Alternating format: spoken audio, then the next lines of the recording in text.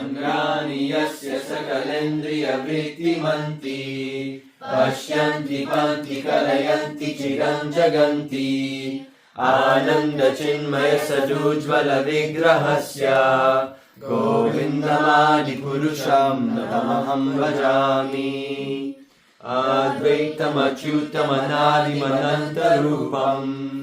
आद्यं पुराणपुरुषं नवयौवनं च वेदेषु दुर्लभमदुर्लभमात्मभक्तो गोविन्दमादिपुरुषं तमहं भजामि पन्तस्तु कोटिशतवत्सरसम्प्रगम्यो वायोरथापि मनसो मुनिपुङ्गवानम् सोऽप्यस्ति यत्प्रपदसिन्यविचिन्त्य तत्त्वे गोविन्दमादिपुरुषं तमहं भजामि एकोऽप्यसो रचयितुं जगदन्धकोटि यश्शक्तिरस्ति जगदन्धजयायदन्तः अनन्तरस्थपरमाणुचयन्तरस्थं गोविन्दमादिपुरुषं तमहं भजामि